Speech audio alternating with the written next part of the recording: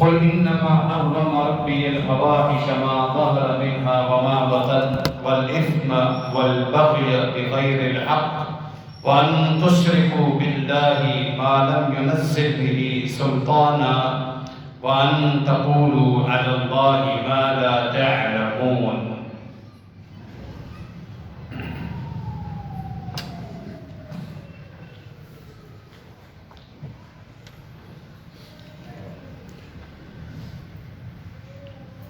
سورہ الاعراف کی آیت نمبر 23 آپ کے سامنے تلاوت کی ہے۔ اس آیت مبارکہ میں اللہ رب العالمین نے کچھ بڑے گناہوں کا ترتیب کے ساتھ ذکر فرمایا ہے۔ جو بڑے گناہ ہیں ان کے بھی مراتب ہیں۔ سب سے بڑا گناہ شرک، فحش کاری، بدکاری، بغاوت، لوگوں کے حقوق خانہ، یہ سب کبائر اور بڑے گناہوں میں سے۔ یہ وہ واحد قرآن مجید کی آیت ہے جس میں اللہ رب العالمین نے ایک ایسے گناہ کا ذکر کیا ہے جو شرک سے بھی بڑا ہے، یعنی شرک سے بھی بڑا ایک گناہ ہو سکتا ہے، جس کا تذکرہ اللہ رب العالمین نے سورہ اعراف کی آیت مبارکہ میں کیا ہے۔ یہ آیت نمبر 23،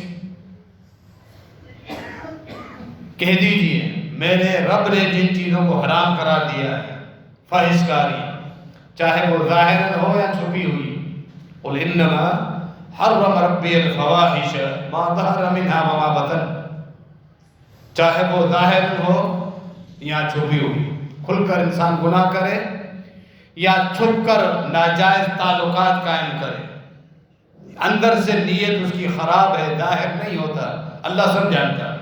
اللہ نے اس چیز کے دروازے ہی بند کر دیے، فحش کاری، بدکاری، بے راہ روی، یہ حرام۔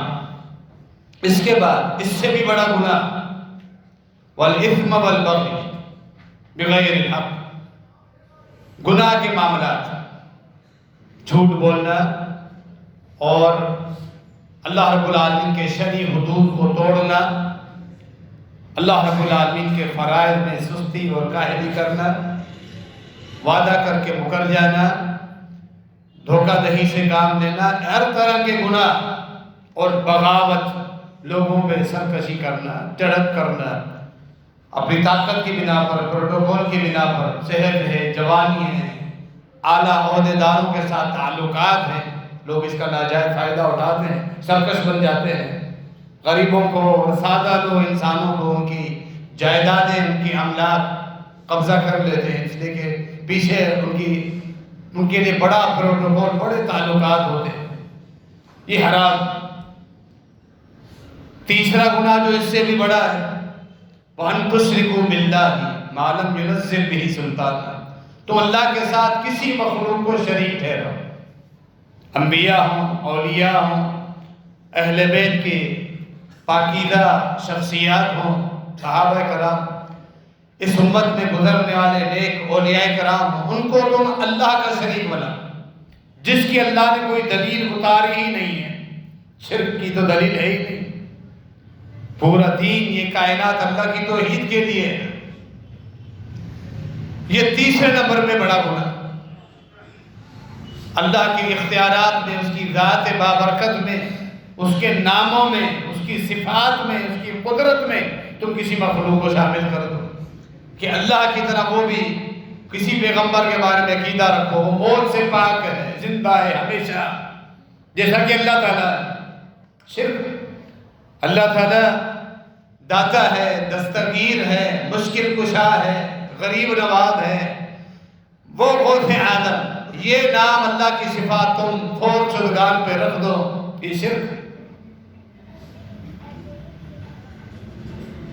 اس آیت کے آخر میں پھر ایک چوتھے گناہ کا ذکر ہے، یعنی اہل تفسیر نے کہا یہ ترتیب ہمیں بتاتی ہے کہ شرک سے بھی بڑا کوئی گناہ ہے جس کا ذکر اللہ رب العالمین نے یہاں شرک کے بعد کیا ہے بڑائی میں، وَأَن تَقُولُوا عَلَى اللَّهِ مَا لَا تَعْلَمُونَ، کہ اللہ کی طرف تم ایسی بات منسوب کرو جس کا تمہیں علم نہیں ہے، اللہ کے بارے میں تم ایسی بات کہو، اس کے دین کے بارے میں، اس کی شریعت کے بارے میں، حلال اور حرام کے بارے میں بغیر علم کے فتویٰ دو، یہ شرک سے بھی بڑا گناہ ہے۔ جس طرح شرک کی معافی نہیں ہے، کوئی آدمی فوت ہو جائے اس نے معافی طلب نہیں کی، باقی ساری دنیا کے گناہ شرک نہیں ہے، اللہ نے فرمایا میں چاہوں تو اس کو معاف کر دوں۔ اور اگر شرک ساتھ لے کے آیا ہے، کوئی اور گناہ نہیں، نیک اور پارسا بظاہر بن کے آیا ہے، اس کا کوئی عمل اللہ کے یہاں قبول نہیں، ہمیشہ جہنم میں رہے گا، معافی نہیں۔ اتنا بڑا گناہ ہے، جب شرک کی معافی نہیں ہے تو شرک سے بڑا جو گناہ ہے کیا اس کی معافی ہے؟ اس کی بھی معافی نہیں۔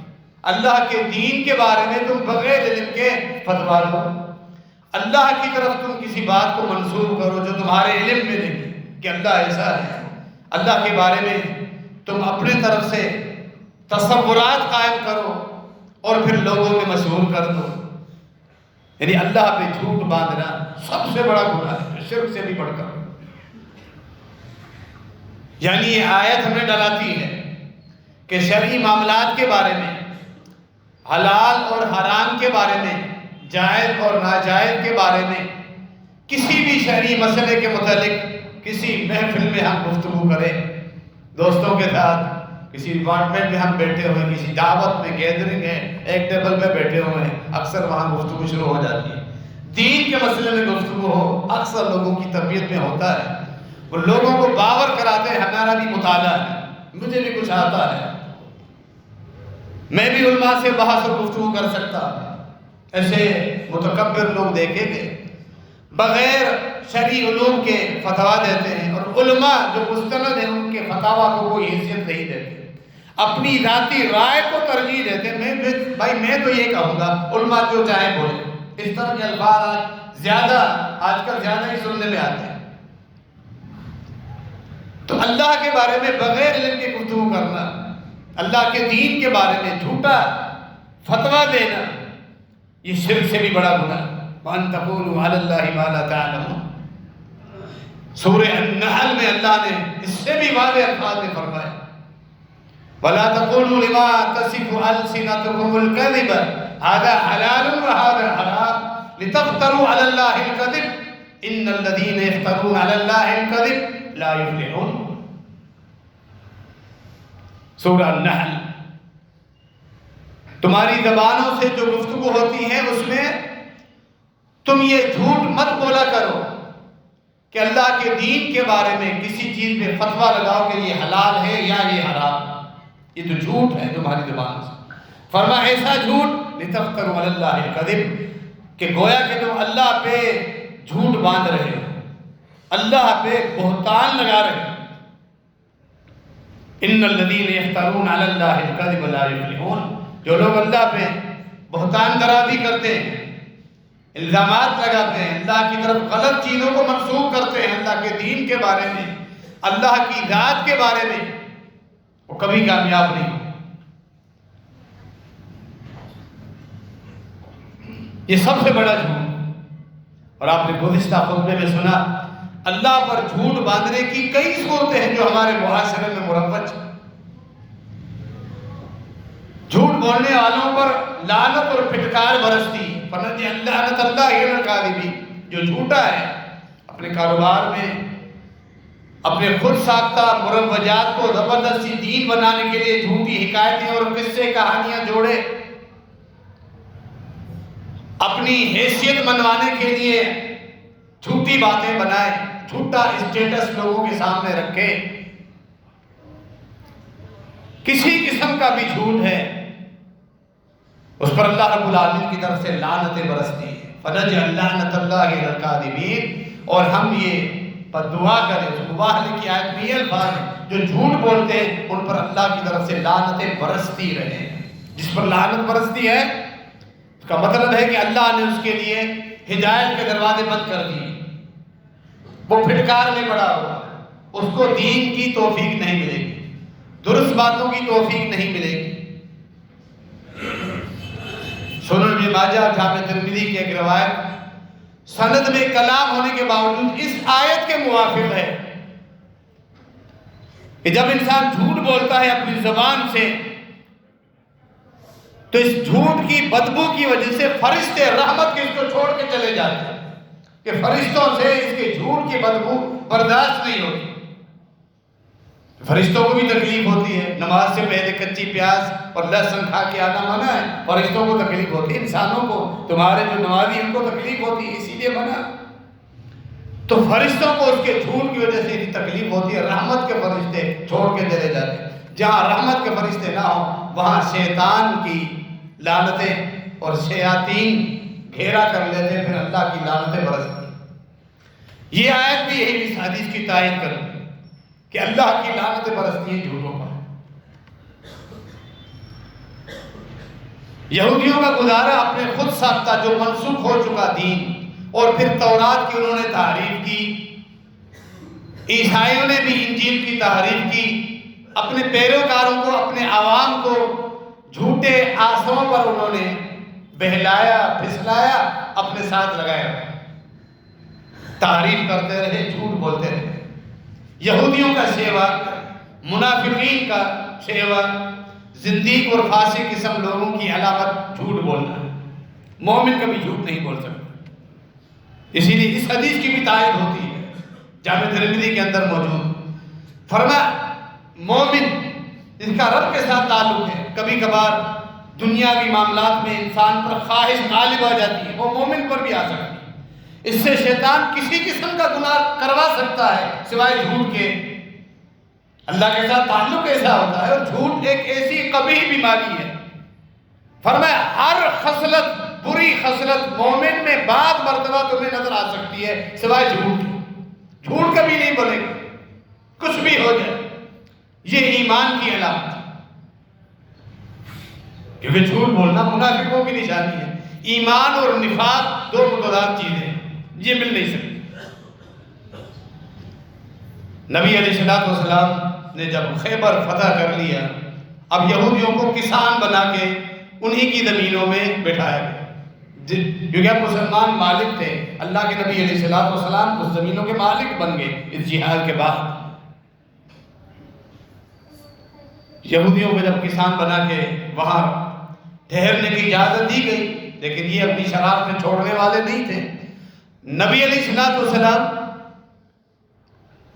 بکرے کا گوشت، بالخصوص دستی کا جو گوشت، اگلی ٹانگ کی جو ران والا حصہ ہے، شوق سے تناول فرماتے تھے.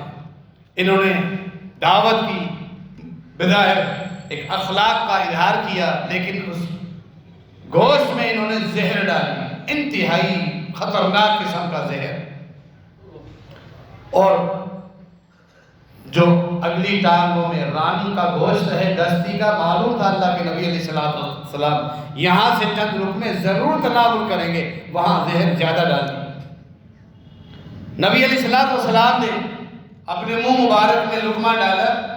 لقمہ ڈالنے کے بعد جبرائیل امین آتے، اس میں بھی اللہ کی حکمت ہے. جبرائیل امین آ کے بتایا کہ آپ اس کو دھتکار دیں، اس کے اندر زہر. آپ کے صحابہ جو آپ کے ساتھ تھے، ایک دو لقمے وہ کھا چکے تھے. نبی علیہ السلام نے دھتکار دیا، پتہ چل گیا اس میں زہر. آپ نے منع کر دیا. باقی تھا دو صحابہ کی شہادت، صرف 2 یا 3 لقمے کھائے. اتنا سخت زہر انہوں نے ڈال دی، خطرناک. نبی علیہ السلام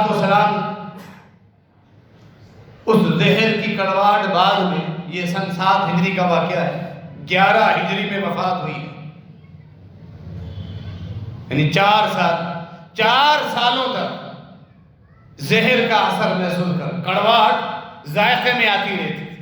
جب وفات ہوئی تو اپنی گھر والی سے، ام المومنین سیدہ عائشہ رضی اللہ عنہ نے فرمایا جب سے وہ زہر صرف چبایا تھا، اس کی کڑواہٹ مجھے محسوس ہوتی رہتی، اب میری وہ رگیں کاٹ رہا. اسی لیے نبی علیہ السلام کی وفات میں آپ کے لیے شہادت کا بھی رتبہ ہے. زہر کی تکلیف بھی سبب بنی نبی علیہ السلام کی وفات کے. سے یہ بھی پتہ چلا کہ نبی مکرم خاتم النبیین صلی اللہ تعالی علیہ وآلہ وسلم عالم الغیب نہیں تھے. جبرائیل امین نے بات اتنا بھی، پھر آپ نے دھتکار دیا. پہلے آپ کو معلوم نہیں تھا کہ اس گوشت میں زہر. یہودیوں کو جمع کیا گیا. نبی علیہ السلام نے پہلے ان سے پوچھا تمہارا اصل بڑا کون؟ ایک پیغمبر کی طرف نسبت کر دی، ہم اصل فلاں کے ہیں. اللہ کے نبی علیہ السلام جبریل امین نے بتایا جھوٹ بول رہے ہیں.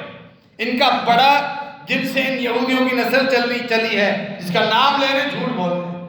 نبی علیہ السلام نے فرمایا کذب تم، یہ جھوٹ بول رہے تم، تمہارا فلاں بڑا جو ہے جس سے تمہاری قوم اور نسل چلی ہے فلاں.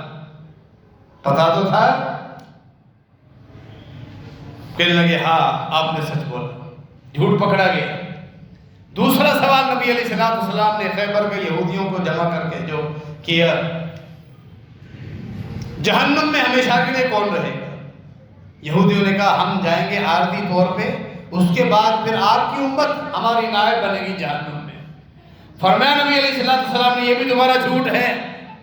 اگر اس یہودیت پر میرے پیغام دعوت پہنچنے کے بعد بھی تم اس یہودیت پر رہے، ہمیشہ جہنم میں تم نے رہنا. لا نخلفکم، میں میری امت جنہوں نے میرے دین کو قبول کیا وہ جہنم میں تمہارے بعد نہیں ہیں. یعنی عارضی طور پہ اللہ بعض اہل امت کو گناہوں کی وجہ سے جہنم کے عذاب دے سکتا ہے، لیکن وہ ہمیشہ جہنم میں نہیں رہے. اہل توحید جنہوں نے نبی علیہ السلام کی دعوت کی بنیادی تقاضوں کو پورا کیا، توحید اور اللہ کے فرائض، نبی علیہ السلام کی بنیادی تعلیمات. یہ دوسرا جھوٹ بھی پکڑا گیا. یہودیوں کا گزارا اسی جھوٹ پر. پھر سوال کیا تم نے اس گوشت میں زہر ڈالا تھا. اب دیکھا کہ وحی کے ذریعے ساری باتیں درست بتا رہے ہیں، ہمارے سارے جھوٹ پکڑے جا رہے ہیں. ماننا پڑا. کہا ہاں ہم نے زہر ڈالا تھا. کیوں؟ ہم نے یہ سوچا تھا اگر آپ نبوت کے دعوے میں اگر جھوٹے ہیں تو آپ کو پتہ نہیں چلے گا، یہ زہر آپ کھا لیں گے ہماری جان چھوٹ جائے گی کہ ایک جھوٹا نبی تھا اس سے ہماری جان چھوٹ گئی. اور اگر معاذ اللہ، اور اگر آپ سچے نبی ہوں گے تو یہ زہر آپ کو اثر نہیں کرے گا. اب جب سچائی ثابت ہوئی، نبوت کی صداقت واضح ہوئی، آپ نے انہیں جمع کر کے بتایا کہ اس میں زہر ہے. اب ان کو چاہیے تھا کہ وہ ایمان لاتے، ایمان پھر بھی نہیں لائے. جن کا سہارا ہی جھوٹ، اوڑھنا بچھونا جھوٹ، جھوٹ کی بنیاد پر ہی اپنے مذہب کو پروان چڑھا رہے تھے، وہ کہاں ایمان لانے والے تھے. یہودیوں میں ہی ایک شادی شدہ مرد اور شادی شدہ عورت آپس میں وہ زنا ان کا پکڑا جاتا ہے. صحیح بخاری کا واقعہ، یہ پہلا زہر والا واقعہ بھی صحیح بخاری میں موجود ہے. اللہ رب العالمین سے بھی ہیلا سازی یہ یہودی کرتے ہیں. یعنی اس کائنات، اس دھرتی پر اگر انسانوں میں خبیث ترین قوم ہے وہ یہودیوں کی قوم، جو اللہ سے بھی ہیلا سازی، دھوکہ دہی، مکر و فریب کرتے ہیں. کیوں کہ اگر قیامت کے دن اللہ نے ہم سے پوچھ لیا میرے نبی کی ساری صداقت جو تورات کے مطابق تھی تمہارے سامنے واضح ہوئی، تم ایمان کیوں نہیں لائے؟ ہم تسلی رکھیں گے کہ ہم اپنے فیصلے تیرے نبی کے پاس لے کر جاتے تھے. اب انہیں بچانا تو تھا کیونکہ انہوں نے تحریف کر دی تھی تورات کی. کچھ آیات ابھی باقی تھی جو اسلام کا حکم ہے، شادی شدہ مرد اور عورت ان کی بدکاری، زنا، اعتراف وہ کریں یا ثابت ہو جائے تو ان کی سزا رجم ہے، پتھر مار مار کر موت کے گھاٹ اتار دیں. یعنی زنا، بدکاری اس قدر خطرناک ہے. اللہ رب العالمین کے نزدیک اللہ یہ بدترین کام ہے کہ اللہ نے اس کی سزا موت رکھ دی. بالخصوص شادی شدہ، غیر شادی شدہ ہے. سورہ نور کی پہلی شروع والی آیت میں موجود 100 کوڑے دونوں کو لگاتے ہیں. آج جب یہ شرعی حدود نہیں ہے، اسلامی حدود کو باقاعدہ اسلامی ریاستوں میں معطل کر دیا گیا، نہ حکمرانوں کو اس کی پرواہ ہے نہ عوام کو. آج پھر بد امنی، زنا، بد کرداری اور عزتوں کا عدم تحفظ، یہ ساری چیزیں ہمارے معاشرے میں موجود ہیں. پھر سزا اور پھر پریشانیاں، سارے معاملات ہمارے سامنے ہو گئے. اس لیے کہ شرعی حدود کو ہم نے معطل کر دیا ہے جو برکتوں کے لیے، معاشرے میں امن و امان کے لیے نازل ہوئی تھی. عبداللہ بن سلام جو پہلے یہودیوں کے ایک عالم تھے، انہوں نے اسلام قبول کیا. وہاں کے اسلام قبول کرتے وقت بھی یہودیوں نے جھوٹ بولا تھا. اس نے اسلام قبول کیا عبداللہ بن، اللہ نے رب العالمین نے توفیق دی. اس واقعے پہ دوبارہ ہم آتے ہیں، رجب والے واقعے پر. عبداللہ بن سلام آئے، نبی علیہ السلام سے کچھ سوالات کیے، بالکل درست سوالات کے جوابات ملے، سمجھ گئے یہ جواب اللہ کے پیغمبر کے علاوہ کوئی نہیں دے سکتا۔ تورات کے عالم سے نشانیاں پڑی ہوئی تھی، وہ ہجرت کرے گا ایسے علاقے میں جو کھجور والا علاقہ ہوگا، جس کے دونوں کناروں پر پتھریلی زمین ہوگی، مدینہ منورہ، اس کے دو قبلے ہوں گے، جہاد اور اس کے بعد مال غنیمت اس کے لیے حلال ہوگا، باقی بے شمار نشانیاں، وہ سب پڑی، ساری نشانیاں دیکھی۔ اس نے کہا، ابو داؤد کے اندر الفاظ ہے، میری پہلی نظر جب ہجرت کر کے نبی علیہ السلام آئے تھے، میں نے چہرہ مبارک کو دیکھا، میرے دل نے گواہی دی، یہ چہرہ جس سے نور اور تمانیت، رعب، وقار جو اس طرح جھلک رہا ہے، یہ کسی جھوٹے انسان کا چہرہ ہو ہی نہیں سکتا۔ میرے دل نے اسی وقت گواہی دی۔ 3 سوالات کیے، وہ پیغمبر ہی صحیح اس کے جواب دے سکتا تھا، صحیح تینوں صحیح جوابات مل گئے، فوراً اسلام قبول کر لیا۔ اب یہودیوں کی باقی قوم آئی، عبداللہ بن سلام نے کہا، پہلے آپ ان سے میرے بارے میں پوچھئے گا، میرے اسلام کا بتائیے گا نہیں۔ نبی علیہ السلام نے پوچھا، عبداللہ بن سلام کس طرح کا آدمی ہے تمہارے اندر؟ اب انہیں معلوم نہیں کہ اس نے اسلام قبول کر لیا ہے، بڑا نیک عالم کا بیٹا، اونچے خاندان والا، ہمارے اندر معزز، متقی، پرہیزگار صفات بیان کرتے جا رہے ہیں۔ فرمائے اگر اسلام قبول کر لے تو عبداللہ بن سلام، اعاذہ اللہ من، اللہ اس کو پناہ میں رکھے، اسلام کیسے قبول کرے؟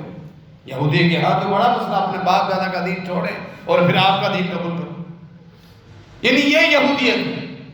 بھلے منسوخ ہو چکی ہے، دلائل موجود ہیں، لیکن اپنے باپ دادا کے دین کو چھوڑنا نہیں، یہ یہودیت ہے۔ آج بھی جو مروجہ فرقے ہیں، صوفیت کا سلسلہ ہو، تقلیدی سلسلہ ہو، بت پرستی، قبر پرستی، مردہ پرستی، خانقاہی نظام جس میں قوالیاں، رقص، ڈھولک، اس طرح کی بےہودہ چیزیں ہوں، لیکن لوگ چھوڑنے کے لیے تیار نہیں، چاہے ان کے لیے دلیل نہیں، توحید اور سنت کی واضح دلائل ہیں، لیکن یہ یہودیت ہے کہ اپنے باپ دادا کے دین کو چھوڑنا نہیں۔ عبداللہ بن سلام نکل آئے اور کلمہ شہادت پڑھا، پھر فوراً بدل گئے، نبی علیہ السلام کے سامنے ہی مکر گئے، یہ تو بدترین انسان ہے، اس کا خاندان بیکار، خود بیکار، یہ جھوٹا ہوں۔ کہا عبداللہ بن سلام نے، اللہ کے نبی صلی اللہ علیہ وسلم میں جانتا ہوں ان کو، یہ اسی طرح کے لوگ، انہی سے نکلا تھا۔ اب رجم والی باتیں پر آتے ہیں، کیوں لے کر آئے؟ قیامت کے دن اللہ خود کو ہم کہہ سکے، اللہ تیرے نبی کے بعد ہم سے فیصلے لے کر جاتے تھے۔ عبداللہ بن سلام نے بتایا کہ ابھی انہوں نے تورات کی تعریف نہیں کی، رجم کا حکم موجود ہے۔ یہ اس لیے آئے کہ ہم آپ کو بتا رہے ہیں کہ ہم تورات کے مطابق ان کو سزا دے رہے ہیں، دونوں کا منہ کالا کر کے گدھے پر بٹھا کے اپنی بستیوں اور قوموں میں ان کے چکر لگائیں گے، ان کو ذلیل کریں۔ عبداللہ بن سلام نے کہا نہیں، دونوں شادی شدہ ہیں، سزا رجم ہے، تورات میں موجود ہے، تورات لائی جائے۔ ان کا جو اس وقت کا عالم تھا، تورات لائی گئی، رجم والے حکم کے اوپر ہاتھ رکھ دی۔ جھوٹ بول رہا ہے، پتہ ہے کہ تورات میں ابھی انہوں نے اس حکم کو بدلا نہیں تھا، رجم کا حکم موجود ہے، ہاتھ رکھ دیے۔ عبداللہ بن سلام تو ان کے علماء میں سے نکلے تھے، سب پتہ تھا، اوپر سے پڑھنے لگا، نیچے سے پڑھنے لگا، فرمایا اخر یہ تک، یہاں سے تو ہاتھ ہٹاؤ، تورات کی اس جگہ سے ہاتھ اٹھایا، واضح طور پہ رجم کر لگا، یہ کیا ہے؟ پھر کہنے لگے ہاں رجم کا، نہ چاہتے ان دونوں بد کردار مرد اور عورت کو رجم کر دیا۔ جھوٹ کا سہارا، یہ یہودیت، منافقین، فسادی قسم کے لوگ ہمیشہ جھوٹ بولتے ہیں، اسی لیے اللہ تعالیٰ کی طرف سے اس گناہ پر لعنتیں اور پھٹکار برستی رہتی ہے۔ اللہ رب العالمین ہماری زبانوں کو درست اور ہمیشہ سچ بولنے کی توفیق عطا فرمائے، اور جھوٹ جیسے قبیح مرض سے اللہ تعالیٰ ہم سب کو محفوظ رکھے، آمین، وما علینا الا البلاغ۔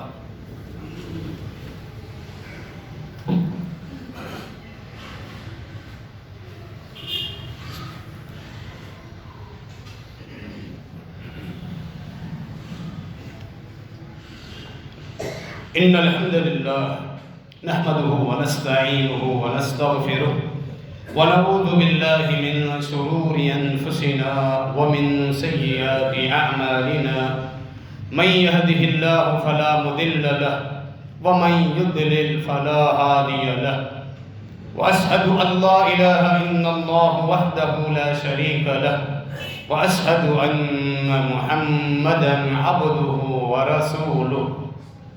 صحیح بخاری کی معروف حدیث ثلاثة لا يكلمهم الله ولا ينظر إليهم ولا يزكيهم. تین قسم کے بدبخت ترین لوگ قیامت کے دن اللہ رب العالمین نہ ان سے کلام کرے گا، نہ ان کو نظر رحمت سے اللہ رب العالمین دیکھے گا، اور نہ ہی ان کو گناہوں سے صاف کرے گا.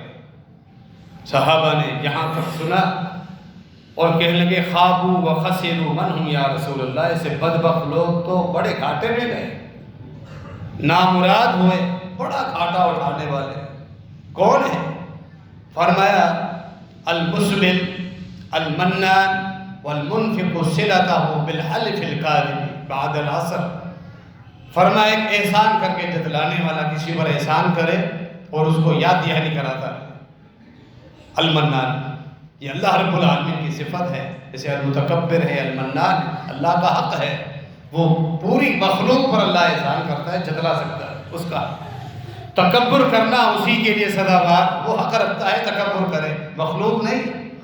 نہ تکبر نہ احسان جتلانا مخلوق کے لائق، دونوں چیزیں.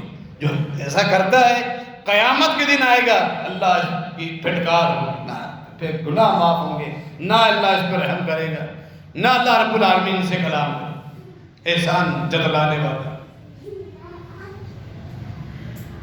دوسرا وہ مرد جو اپنی شلوار ٹخنوں سے نیچے لٹکا کے، شلوار پینٹ کوئی کپڑا. اکثر آپ مختلف موضوعات میں یہ حدیث سنتے رہتے ہیں. آپ اکثر لوگ سمجھتے ہیں یہ کوئی چھوٹا گناہ ہے یا کوئی مسئلہ نہیں، یا اس وقت کا عرب کا ماحول. یہ غلط.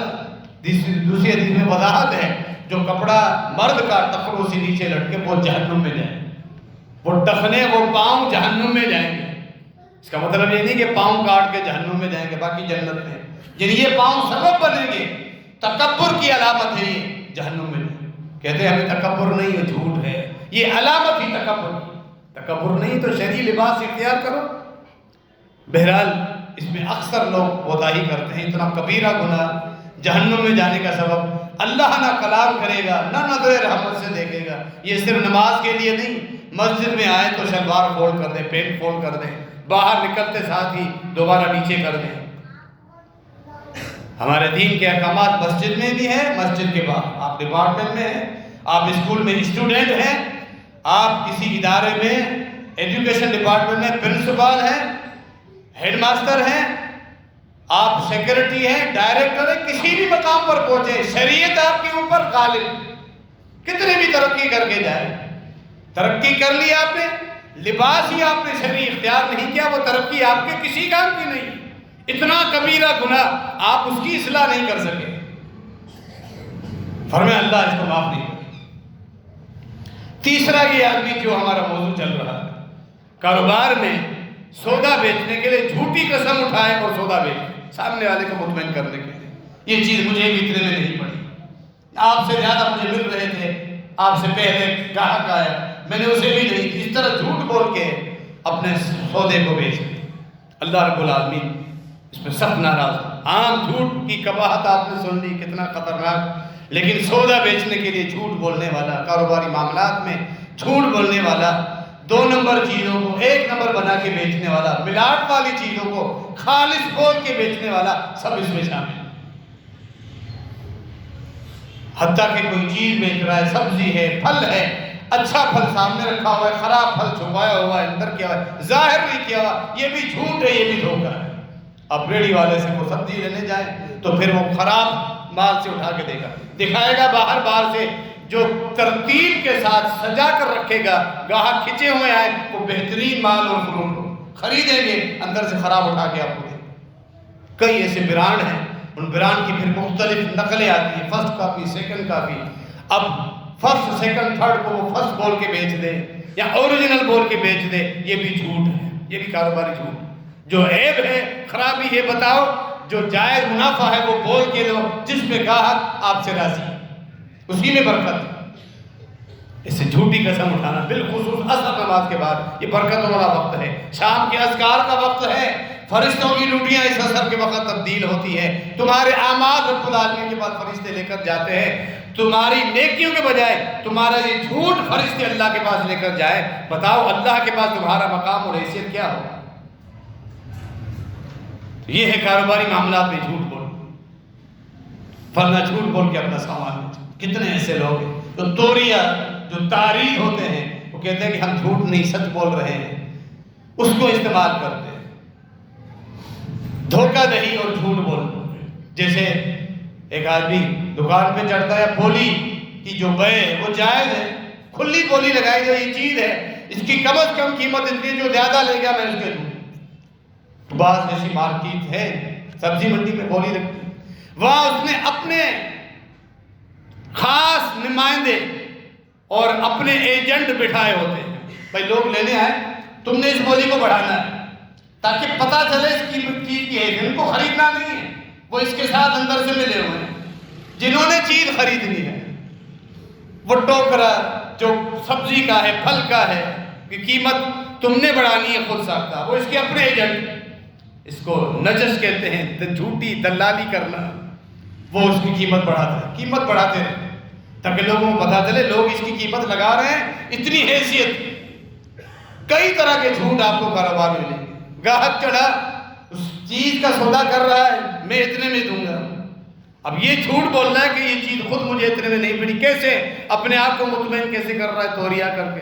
یہ باقاعدہ معاملہ سامنے آئے، وہ جس ڈائس میں بیٹھا ہوا ہے کہتا ہے یہ جو کاؤنٹر ٹیبل جو لگی ہوئی ہے، ٹیبل کے پر ہاتھ رکھ کے نیت یہ کرتا ہے یہ خود مجھے چیز اتنے میں نہیں پڑی، اور گاہک سمجھتا ہے وہ سویٹر یا کپڑا یا وہ چیز جو موبائل خریدنے آیا ہے وہ اس کے بارے میں کہہ رہا ہے، دھوکہ دینے کے لیے کہتے ہیں یہ میں نے توریہ کیا ہے۔ یہ توریہ حرام ہے کسی کو دھوکہ دینے کے لیے۔ یہ جو توریہ تعریف اشارے ہوتے ہیں اس میں بھی جھوٹ نہیں، آدھی بات ہوتی ہے صرف اس کے لیے جو مظلوم ہو، کسی کے ظلم سے بچنا چاہے، کسی کو اپنا حق نہ مل رہا ہو، اپنا حق حاصل کرنا چاہے۔ صحیح بخاری میں کچھ لوگوں کا ذکر آتا ہے، صحابہ تابعین کے دور میں کچھ معاملات آئے، شیخ محدث بڑے ابراہیم نخعی رحمہ اللہ صحابہ کے شاگرد، ان کے سامنے یہ مسئلہ ہے کہ گھوڑوں کی جو منڈی لگتی ہے، گھوڑے بیچنے کے لیے خریدنے کے لیے لوگ پہنچتے ہیں، کچھ بیوپاری ایسا کرتے ہیں، ایک دو راتیں اپنے گھوڑوں کو اپنے استبل میں باندھتے ہیں، جو گھوڑے باندھنے کی جگہ ہے، استبل کا نام رکھتے ہیں سجستان خراسان۔ دور میں سجستان اور خراسان کے گھوڑے مشہور تھے، انہوں نے اپنے استبل کا نام رکھ لیا سجستان خراسان۔ منڈی میں آتے اور کہتے پھرتے یہ سجستان کا گھوڑا ہے، یہ گھوڑا خراسان سے آیا ہے، وہ سمجھتے واقعہ جو ملک ہے سجستان خراسان وہاں سے آیا ہے، یہ توریہ کرتا کہ استبل سے آیا ہے، سامنے والے کو دھوکہ دیتے۔ فرمایا یہ دھوکہ ہے، یہ جھوٹ ہے، یہ سود سے بھی بڑھ کر گناہ۔ آج لوگ توریہ کرتے پھرتے ہیں، مال بکوانے کے لیے ہر طرح کا ہیلا لوگ کر رہے ہیں، کتنی یہ تھی ہیلا کاریاں، جھوٹ۔ آن لائن معاملات میں چیز آپ کو دکھائی ایک جا رہی ہے، آن لائن آپ نے آرڈر دیا، آپ کے گھر چیز پہنچی ہے وہ تھی نہیں جو آپ دیکھ رہے تھے، کیا پیسہ حلال ہو گیا حرام ہو گیا منافع؟ یہ کاروباری معاملات میں جھوٹ استعمال ہو رہا ہے۔ کئی طرح کے ایسے جھوٹ ہیں جو لوگوں نے اپنے معاملات کو درست کرنے کے لیے بنائے ہوئے۔ کوئی سادہ لوہ انسان، نیک آدمی بیٹھ جائے، اس کو مشورہ دینے والے کاریگر کے جو مارکیٹ کے بڑے بڑے پرانے تجربے کار ہوتے ہیں، اس کو آپ کو سمجھاتے ہیں تم ہمیشہ سیدھی بات کرتے ہو، اس طرح تو بیٹھا ہی رہے گا، لوگ تیرے پاس نہیں آئیں گے، نہ تیری بکری ہوگی، نہ تیرا کاروبار چلے گا، ٹھپ ہو جائے گا، جھوٹ بولنا پڑے گا، گاہکوں کو ایسے پھنسانا پڑے گا، چرب زبانی سے کام لینا پڑے گا، جو سچ سیدھا بولے اس کو سادہ آدمی کہہ کے چھوڑ دیا جاتا ہے۔ کاروبار کا کہتے ہیں اصولی، یہ ہماری حالت، باقی لوگ اس کو سمجھاتے ہیں جھوٹ بولے بغیر تمہارا گزارا نہیں۔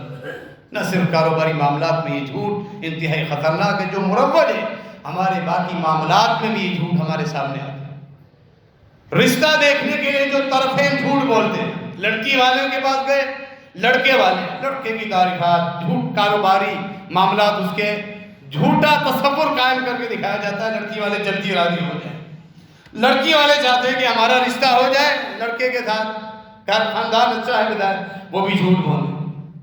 یا جہاں تصویر دکھائی جاتی ہے، تصویر پر آپ آج ویڈیوز اور تصویر بالخصوص ٹیکنالوجی ایڈوانس ہو رہی ہے، ویڈیو بنانا بھی، مصنوعی ویڈیو بنانا، مصنوعی ٹیکنالوجی آ چکی ہے، کوئی معاملہ نہیں، مصنوعی تصویریں وہ بنا کے فلٹر کرنے کے بعد ایک سادہ صورت لڑکی کو خوبصورت سفید رنگ کی بنا کے دکھایا گیا، وہ کو بھلے دھوکا، سب جھوٹ ہے۔ قولوا قولا سدیدا، خطبے کی آیات میں آپ جو سنتے ہیں، اللہ سے ڈر جاؤ، سیدھی بات کرو، بات بھی سیدھی کرو، معاملات بھی سیدھے رکھو، اللہ پہ بھروسہ رکھو، جھوٹ پہ سہارا کہ جھوٹ کے بغیر ہمارا کوئی کام نہیں ہو رہا۔ معاشرہ خراب ہے تو اس کی خرابی کے ساتھ آپ مت دوڑ لگائیں، آپ اللہ کے ساتھ جڑے رہیں، اللہ پہ بھروسہ رکھیں۔ سچ بولنے والوں پر عارضی طور پہ آزمائشیں آتی ہیں، وقت لگتا ہے، لیکن اللہ رب العالمین بالآخر انہیں کامیابی سے ہمکنار کرتا ہے، اللہ پھر برکتیں دیتا ہے۔ جھوٹ بول کے کمایا جانے والا منافع، فرمائے برکت ختم ہو جائے گی، تمہارے گلے میں پڑے گا، یہ اپنے ساتھ کئی مصیبتیں لائے گا، تمہارے اوپر پھر مصیبتیں ہوں گی۔ سچ بول کے تھوڑا منافع کماؤ، اس میں برکتیں ہوگی، مصیبتیں ٹل جائیں گی۔ یہ نبی علیہ السلام کا حکم ہے اور امت کی خیر خواہی۔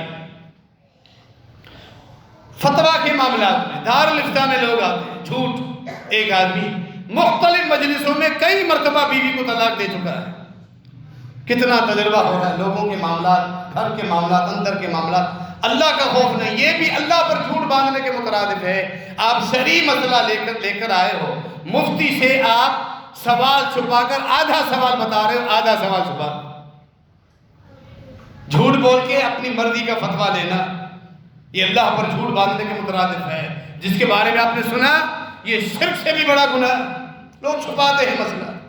وراثت کے مسائل میں ورثاء کو چھپا دیتے، کاغذات بنائے، ایک آدمی فوت ہوا، انہیریٹنس کا سرٹیفکیٹ بنائے اور اس میں اس کی بیوی کو چھپا دیا، ہے جب ہے نہیں، بعد میں جب قانونی طور پہ ورثاء کو دیکھا گیا تو آپ کی والدہ تو آپ کے والد سے پہلے فوت ہو چکی ہے، کہ آپ کے چچا نے یہی معاملہ لکھوایا ہے، صرف اس لیے کہ اس کا حصہ ختم کر دیا جائے۔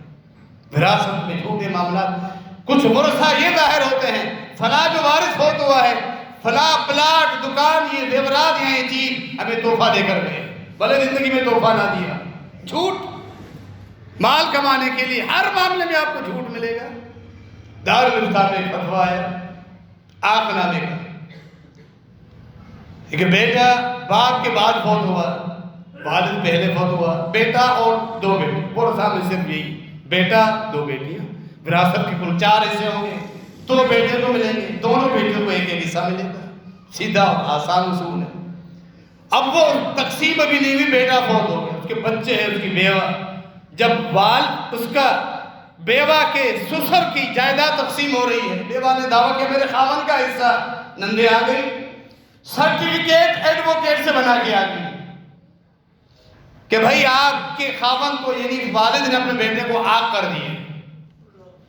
بھئی آپ اس نے کرنا ہوتا، دنیا میں زندگی میں وہ وضاحت تو کرتا نہیں، صرف اس کا حصہ بچانے کے لیے، اس بیوہ اور اس کے بچوں کو کیوں ملے ہمارے بھائی کا حصہ، ہمارے والد نے ہمارے کیونکہ الگ رہتا تھا، بنتی نہیں تھی۔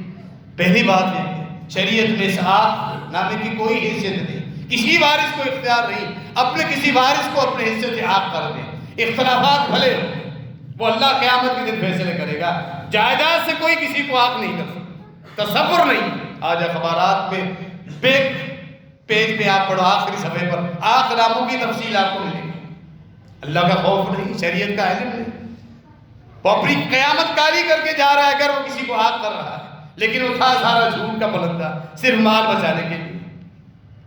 اسی طرح کا کیس، بیوی سے ناراضگی تھی، 15 سال تک کچھ پتا نہیں، فوت ہو گیا تو اس کے باقی ورثاء آ گئے کہ یہ جو بیوی سے 15 سال علیحدہ تھا، طلاق نامہ لے کر آئی تو اس کو طلاق دے چکا تھا، حتیٰ کہ دستخط چیک کیے جا رہے، دستخط شناختی کارڈ پہ الگ ہے، جو طلاق نامہ لکھا ہوا ہے وہ دستخط الگ ہے، بھائی اس کو طلاق کیوں؟ کہ اس کو وراثت سے خاتون کو محروم کرنے کے لیے ہر معاملے میں جھوٹ کا سہارا لیا جاتا ہے، پیسوں کی خاطر دین بیچا جاتا ہے۔ فرمایا نا قرب قیامت یبیع ارضہ یبیع دینہ بعرض من الدنیا، محض دنیا کے چند ٹکوں کی خاطر اپنا دین لوگ بیچیں گے۔ قرب قیامت ایسے معاملات ہونے، چند ٹکوں کی خاطر اپنا دین بیچ ڈالیں گے، جھوٹی گواہ یا کسی کا مال ہتھیانے کے لیے، دوسروں کی زمینیں قبضہ کرنے کے لیے۔ فرمایا نبی علیہ السلام نے خود فرمایا میرے پاس اگر کوئی دو آدمی کسی چیز پہ لڑ رہے، ہو سکتا ہے کوئی بات کرنے میں دیر فَلَعَلَّ بَعْدَهُ أَلْحَنُ بِبَعْضٍ، بات کرنے میں کوئی تیز اس کی باتیں سن کے میں اس کے حق میں فیصلہ دے دوں، وہ جانتا ہے چیز میری نہیں ہے، فرمایا بھلے میں فیصلہ دوں، اس کو پتا ہے چیز اس کی نہیں، وہ آگ کے انگارے ہیں جو مجھ سے خود لے کر جا رہا ہے، وہ آگ کے انگارے۔ ہم کیا سمجھتے ہیں ہمارے تعلقات پورے اس ادارے کے ساتھ، تقیداروں کے ساتھ ایسے تعلقات ہیں مختار کار کے ساتھ کہ کاغذات میرے نام بن جائیں گی، چیز میری ہو گئی۔ یہ دنیاوی ریاست میں کاغذات تیرے نام بنے، اللہ کے ہاں جس صاحب حق کا حق تم نے مارا ہے قیامت کے دن تجھے پکڑے گا۔ سارے جھوٹ، کچھ ایسے پیشے ہیں جن میں چند لوگ سچ بول سکتے ہیں، اکثر لوگ جھوٹ کا ہی سہارا لیتے ہیں۔ پولیس کے معاملات، کیس درج کرانے کے معاملات، وکلاء کے معاملات۔ اللہ سے ڈرنے والے دینداری ہوں گے جو صحیح کیس اٹھا کے درست بات کی نمائندگی کرے، ورنہ تھانے میں اپنا لڑائی ہوئی اور تھوڑی بار کٹائی ہوئی ہے تو وکیل جس سے کیس بنوا رہا ہے وکیل خود کہتا ہے بھائی آپ کا کیس آگے چلے گا نہیں، کیوں؟ اس کیس کو وزنی بناؤ، وزنی کیسے بناؤ؟ آپ کو یہ بیان دینا پڑے گا وہ اسلحہ ساتھ لے کے آیا تھا، اس نے اسلحہ دکھایا، ہوائی فائرنگ کی وغیرہ وغیرہ، اللہ تیرا کیس آگے چلے گا۔ پورا ملک جھوٹ پہ چل رہا ہے، یہ کورٹ کچہریاں، یہ جج، یہ معاملات، یہ تھانہ، یہ پولیس، سب جھوٹ۔ اس کے بغیر تمہارا کیس آگے چلے گا نہیں، یہی ختم ہو جائے۔ افسوس تو ایک اللہ سے ڈرنے والے بندے کے ساتھ اگر ظلم ہو جائے، وہ کس ساکھ پر، کس سہارے پر پولیس جائے گا، تھانے میں جائے گا، کسی وکیل سے رابطہ کرے گا؟ کیا وکلا LLB کرنا، وکیل بننا یہ درست ہے، کسی حقدار کو حق دلانے کے لیے اپنی جائز فیس بھی لیں، لیکن قاتل کو بری ثابت کرنے کے لیے اور جس نے جھوٹ بولا ہے دوسروں کی جائیداد میں قبضے کر کے بیٹھا ہوا ہے اس کو بری قرار دینے کے لیے اگر یہ LLB کر کے وکیل بنائے کوئی فائدہ نہیں۔ ہو سکتا ہے دنیا کے چند پیسے کما لیں، آخرت تو برباد کر دیں۔ کتنے معاملات میں ہمارے سامنے جھوٹ ہی جھوٹ آتا ہے، تو یہ کوئی چھوٹی بات نہیں ہے، جھوٹ یہ پھیلا ہوا ہے۔ نبی علیہ السلام نے اس مجرم کو برزخ میں، اس کے قبر میں عذاب ہوتا ہوا دکھایا گیا، جس کی باچھوں کو پھاڑا جا رہا ہے، ناکوں کو، اس کی ناک کو نتنوں سے پکڑ کے گرز ڈال کے پھاڑا جا رہا ہے، آنکھوں کو کونے سے پکڑ کے پورے چہرے کے چمڑے کو تینوں جگہوں سے پھاڑا جا رہا ہے، اور دونوں طرف بار بار فرشتہ اس کو عذاب دے رہا ہے۔ وجہ پوچھی، یہ جھوٹ بولتا تھا، ایسا جھوٹ جو کائنات میں پھیل جاتا تھا۔ جھوٹی حدیثیں بیان کرنا، سوشل میڈیا پر اللہ کے بارے میں جھوٹی باتیں کرنا، آج لوگوں کے خود ساختہ مسالک، یہ خانقاہی نظام، تقلیدی سلسلے اور مردہ پرسین کے بعد جھوٹے قصے، اولیاء کے بارے میں جھوٹی حکایتیں، قرآن حدیث کے مخالف سہارا اسی پر، اور وہی پھیلا ہے۔ نبی علیہ السلام پر جھوٹ بولنا یہ بھی بڑا جھوٹ ہے۔ اسی طرح جھوٹ کی ایک قسم جو اللہ پر جھوٹ باندھنے کے مترادف ہے، آئین یوری عینی ما لم یرا ان من افر الفرا، صحیح بخاری کی حدیث۔ فرمایا سب سے بڑا جھوٹ اگر ہے، بڑے جھوٹوں میں سے ایک بڑا جھوٹ یہ بھی ہے، جھوٹا خواب لوگوں میں بیان کرنا، لوگوں میں جھوٹا خواب بیان کرنا، تاکہ بتائے میں کتنا نیک، اللہ کے نبی علیہ السلام سے ملاقات، جنت کا دیدار، کعبۃ اللہ کا طواف کر رہا ہوں، وغیرہ وغیرہ، جیسے جھوٹے خواب بنا کے تاکہ لوگوں کو میری اہمیت کا پتہ چلے۔ یہ جو لوگ ہیں باطل مسالک پر، ان کا سہارا نہیں جھوٹے خوابوں پر، جب قرآن حدیث کے دلائل نہ ہوں ان لوگوں کے پاس سہارا ہی جھوٹی باتیں، خبریں۔ ہمارے فلاں بزرگ کو ہم نے قبر کشائی کی، 10 سال کے بعد قبر سے خوشبو آ رہی تھی جسم جو کا تو پڑا ہوا۔ یہ دلیل، جب قرآن حدیث کے دلائل نہ ہو تو لوگ بیچارے ان چیزوں کا سہارا لیتے ہیں۔ کچھ لوگ جب قرآن حدیث نہ ہو آپ کو آگ پر چل کے دکھائیں گے، آگ ہمیں نہیں جلا رہی، جو اہل حق ہیں ان کو ان چٹکلوں کی، ان جھوٹے سہاروں کی ضرورت نہیں، جن کے پاس قرآن کی واضح آیات، مصلی بچھا کے انگاروں پر نماز پڑھ رہا ہے، مجھے آپ کچھ نہیں کر۔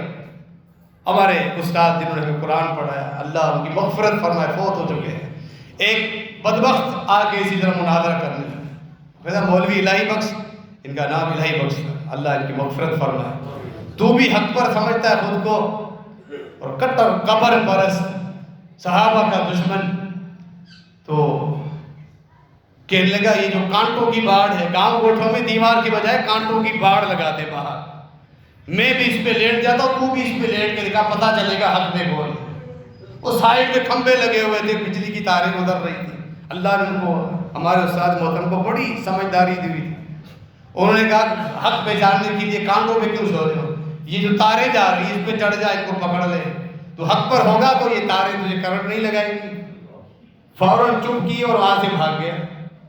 تو ان بیچاروں کے پاس سہارا ہی نہیں چیزوں کا ہے کہ انگارے نہیں جلا رہے، فلاں بزرگ کی قبر کشائی کی خوشبو آ رہی تھی، بس خوابوں کی تفصیل ملے گی آپ کو، نبی علیہ السلام کا دیدار ہوا وغیرہ وغیرہ، ہماری مجلسوں میں آئے، بس یہی چیزیں، جھوٹ، یعنی باطل کا سہارا ہی جھوٹ پر، اہل حق کو ایسے جھوٹے چٹکلے بنانے کی ضرورت نہیں، ان کے بعد خالص قرآن حدیث موجود ہے، صحابہ کی سیرت ان کے سامنے موجود ہے، اہل بیت کے نقش قدم پہ وہ چلتے ہیں، اہل حق کے لیے یہی کام۔ اللہ رب العالمین ان تمام بری بیماریوں سے ہم سب کو محفوظ رکھے، دین حق سمجھنے اور عمل کرنے کی توفیق عطا فرمائے۔